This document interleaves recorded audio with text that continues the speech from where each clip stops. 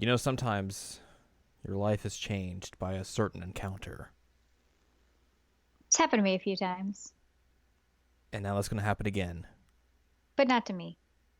but not to you, but to someone else. To someone else's, To really. someone else's. Yes, there you go. Hello, welcome to this week's episode of Jared and I Watch Love Life Sunshine. It is episode number 18 of this fine podcast. I'm Jared, that's Anladium, Hello. and we are here to talk to you about Season 2, Episode 5, called Taking in a Dog. Oh. I wonder what they do in this episode. That's a great question. Who knows? So essentially, we start this episode off and It's it's raining. raining. I think like Ruby's like looking outside and like puts her hand against someone's like, oh no. So they're having practice in like their little practice room. They got rented out, and they're like, oh, it's raining. We should probably head home so we don't get rained on. So essentially, everyone goes their separate ways. They all get like these little, or have these little like shuttles take them wherever, and everyone's getting in one except Yoshiko, who's like, I don't need any of this. The rain won't bother me. And Chica's like, all right, good job getting, or have fun Have catching a fun getting cold. rained on. Yeah. It's like, wow, Chica is savage. No chill. No chill. While this happens, like the wind picks up and blows away Yoshiko's umbrella. And she responds in a very Yoshiko way. She does. She tries to chase after it, yelling "Halt!" to her umbrella, Halt was Halt. amazing. and then it gets like caught on like this little mini wall that's like just on the sidewalk, and then like she runs up to it and like smiles weirdly, and then it cuts to like the opening credits, so you don't get to see what she was smiling at. I mean, based on the title of the episode, I had an idea of what she was smiling at. It wasn't a giant mystery. And I don't remember if it's this episode or the next episode, but I've noticed that all the girls have like symbols that represent them underneath their feet in the opening. Yes. And we've been trying to figure out what everybody has. And we talked about last week that Chica's an orange, and Chica's literally an orange. I bet if we find, or if we looked at those baseball jerseys again, Mhm. I bet all of the symbols they have on like the shoulders that represent each character are those exact symbols. Nice. But yes, Chica confirmed is an orange. It's true. By 2020, she will be in fact all orange. Scientists have confirmed. So after that, we jump to Chica's house where everyone's just chilling there. They're trying to figure out what the next theme is for their performance at the Love Live Regionals. Riko's attempting to pet Shiitake with Yo's help, but it's not going great because anytime Riko gets close, Shiitake's like, bork. Bork. And then Chica gets out and she's like, oh, you're going to do it. You should do this. Pet my dog. Dog's like, bork. Bork, bork. And it just doesn't work. Mm-mm. Chica's like, she likes you. She can always tell. Like, dogs can tell when people are good people. And Riko's like, I'm getting a different message here. So like after that, they go back in, I think, into Chica's room, and they're still trying to figure out the theme with everyone there. Mari is doubling up on her sleep through meetings plan of glasses with giant anime eyes while having the stickers over her eyes as well. And then like at some point they realize like Yoshiko's gone. Yep. And they're just like, oh, she just went home. But a little bit after that, Riko has to go and return Yoshiko's phone or Yoshiko's mother's phone. One of the two. So she has to go find Yoshiko. And while she's out and about trying to find Yoshiko, she stumbles upon this like little carrier that has a doggo in it. And then Yoshiko just sneaks up behind her and like tries to take her out. Because Yoshiko's in stealth mode, and then she reveals that, hey, I found this doggo, but I can't take care of it because where I'm living, we can't have pets, so I put it in a carrier, and I got it some food, but I'm trying to figure out where I can stash this dog. I can't go to Chica's because Chica has a dog. Mm-hmm. And Everyone else has, like, excuses, like, she's like, well, I can't leave her with Dia and Ruby because her parents are probably very strict. Mm-hmm. Mari's family is just like rich, so clearly off the table. Kanan has to help with her family shop. Um, Hanamaru is also under the strict banner, and I think Yo is like the last one mentioned, but she doesn't really give an excuse because she's trying to push us onto Rico. She's like, Mm-hmm. "Will you help me, please?" And Rico's like obviously trying like to get out of it because she doesn't like dogs, which leads to good opportunities of Yoshiko holding the dog and then just being like, "Get her!" Get her. sucking the dog after Rico. It happens twice. It happens twice. It's real good. Rico's just running away from her with like the like. What are those eyes called? The greater than less than eyes. Yeah, the greater than less than eyes. There you go.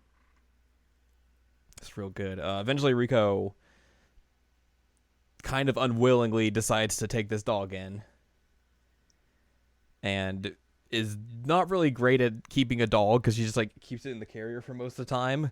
And then like eventually when she decides to let it out, it's like she puts like a lead or like a string on the handle of the door, puts some food in front of it, opens the carrier door, and like hides behind her own door. Mm-hmm. The dog eats like a little bit and like starts to run after Rico, and she's like, "Nope, close the door." Which I mentioned several times when we were texting. Like, I'm pretty sure I said at least 4 or 5 times, like, let the dog go out of the carrier or the crate or whatever it was. Look, she hasn't been briefed on dog safety keeping standards. Apparently, Well, it's already too small of a crate for that dog, and then it was like very tiny. it's very tiny, and Yoshiko is apparently working on a budget. she wouldn't let the dog out. It was so upsetting. So eventually, after that, also I believe during earlier when they're meeting at Chica's place, we get a brief look at Saint Snow Mm-hmm. with their performance of Crash Mind on, I think, Mari's phone or it was on Daya's phone because it was the flip phone. Yeah, I didn't even know flip phones could do that. apparently. When did this air? 2017. 2017 flip phones. Oh my God, did they even have flip phones in 2017? I mean, it's Japan probably. I think yeah, you're mostly they're into smartphones now, but like flip phones are the way of the future. Hashtag. So after that, we get a little bit more of Rico and the dog, and she's starting to warm up to the dog a little bit more, and then Yoshiko comes over and is like, "Well, since you don't really like dogs, I'm gonna go take the dog back, and it's gonna be a-okay." And then Rico's like, "No, that's fine. I can take care of it." And they get into this like argument of like who is going to take care of the dog, and then all the while Rico's mom comes back in and is like, "Hey, by the way, I found this poster. Apparently this dog's missing." And they're like, "Oh no." So they give the dog back and then are very sad afterwards. Yeah, I mean, it's a little girl Yeah. that has the dog. And there's this entire fight over like what the dog's name is, and then the little girl says the name and they're like, "What?" So like Rico has named it Nocturne, and then Yoshiko has named it like, oh, what did she name it? Like Laylips or something? It's a weird L name. Yeah, and like Rico at one point says "Love Live" like in response to it. It's like, well, Love Live. And I'm wondering because of Rico playing piano if Nocturne is like a Chopin reference. Oh, I wonder. That would make a lot of sense. I think so. Chopin just keeps showing up in media in my life. Especially knowing her. Yeah. Oh, apparently Laylips is a Greek mythological dog Oh, that makes sense. who apparently failed to catch what she was hunting. Oh. So yeah, they give the dog back, and then the next day at practice, some different things are happening.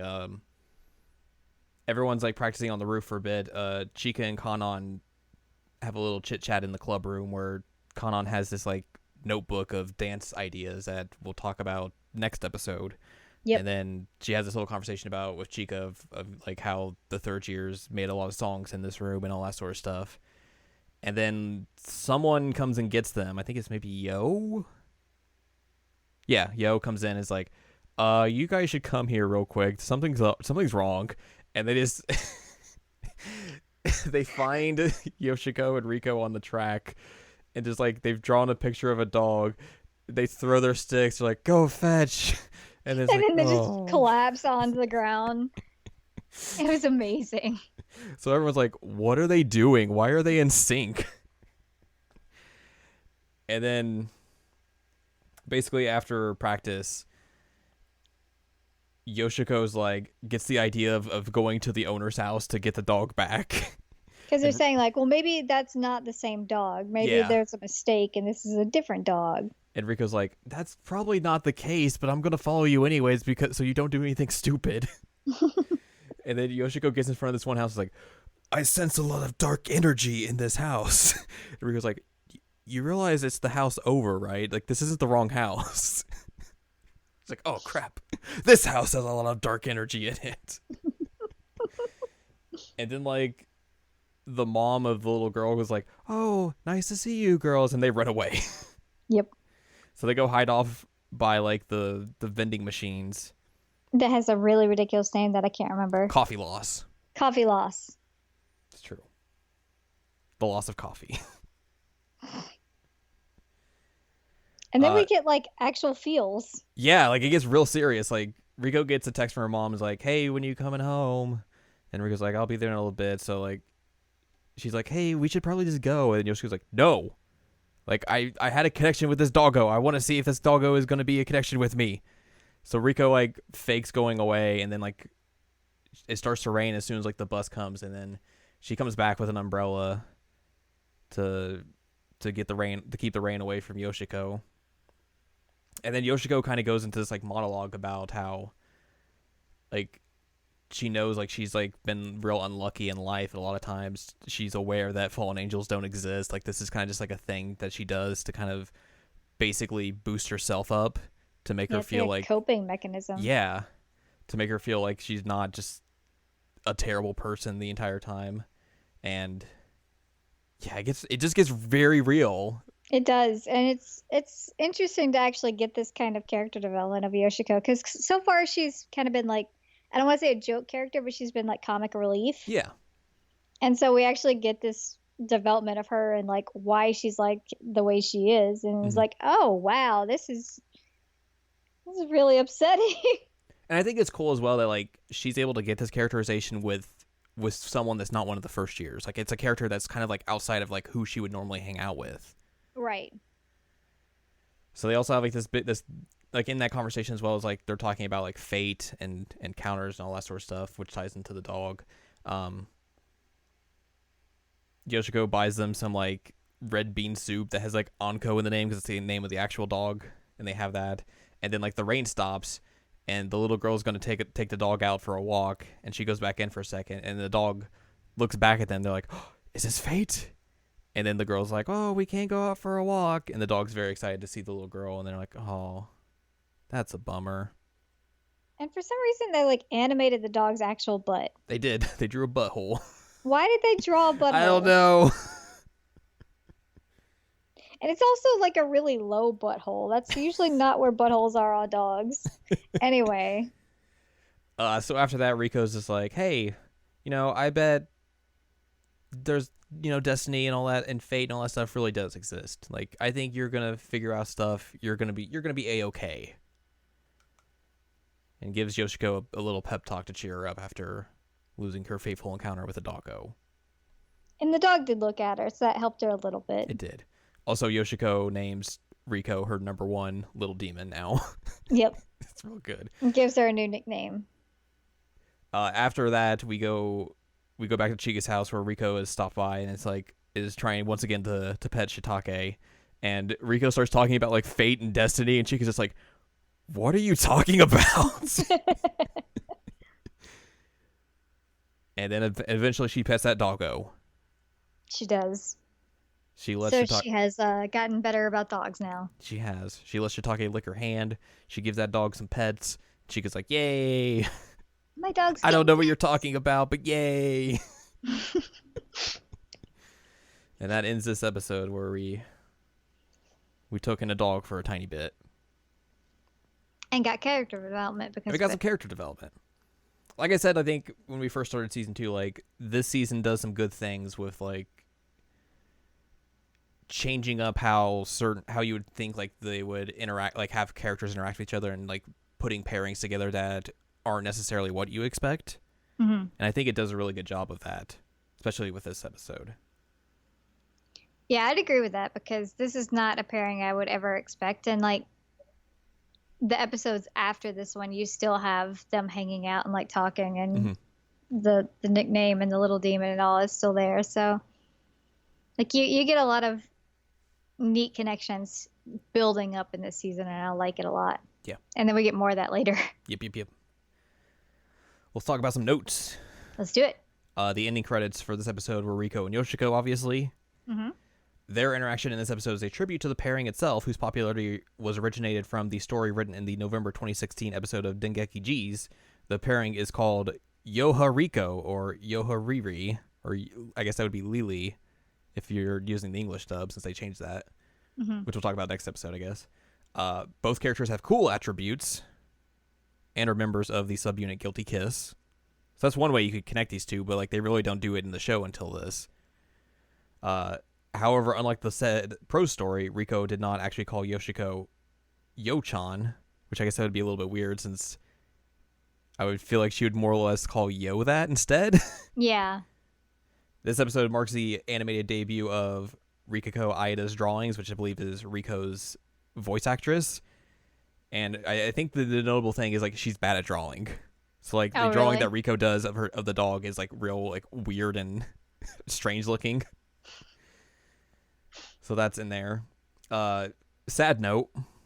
Oh, no. Anko is based on a real dog formerly owned by one of the animators, which passed away in March of 2017. No!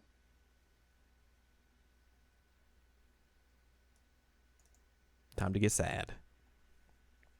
The magnets on the whiteboard are colored based on the members' image colors. And in the end of the episode, Riko conquered her fear, revoking her cynophobia ever since. I guess that's the fear of dogs. I would assume so. It's the only thing that would make sense. It's just a random other phobia she has that has nothing to do with dogs, but she cured it because of loving dogs. We're going to say that now. This is under continuity errors, but I don't think it's a continuity error. All right. Despite being able to sync with each other, Yoshiko and Riko ended up drawing two different pictures of their own respective dogs. Yeah, I don't think that's that was meant error. to happen. Yeah, it was. And then continuity notes. Yoshiko uses her mask and sunglasses headgear for the first time since the episode First Step. Hanamaru uses her personal cell phone for the first time since It's Time to Fly. Mari uses the same pair of eye stickers that first appeared in We've Got Stew Shine. And Riko jumps down the stairs shouting "Toe" while being chased by a dog, which is a reference to Yohane Descends, in which Riko jumps to her balcony shouting "Tonde" or "Fly" while being chased by a shiitake. Did she do that in the dub? What, say that? Yeah. I think she just like, yelled. Yeah. I don't remember. So next time we're gonna get our wave on as we talk about episode number 6 19? of season 2. All right, Or 19, whichever you want to go with, called Aqua Wave, which Chica's gonna beat herself up a lot. So yeah, we've taken in a dog, and now we'll do the wave. Hey. Yay. But if you would like more from us, go to seasonlanguagecheckup.com or scc.cool, where you can find past episodes of this podcast and other podcasts like Season Language Checkup and Season Language Checkup OVA, and columns and reviews on the site as well. If you'd like more from Anladium, go to anladium.com. She has columns and reviews, and you can follow us on Twitter, twitter.com/animecheckup. So next time, we will talk about episode 6 of season 2. It's called Aqua Wave. Do the wave.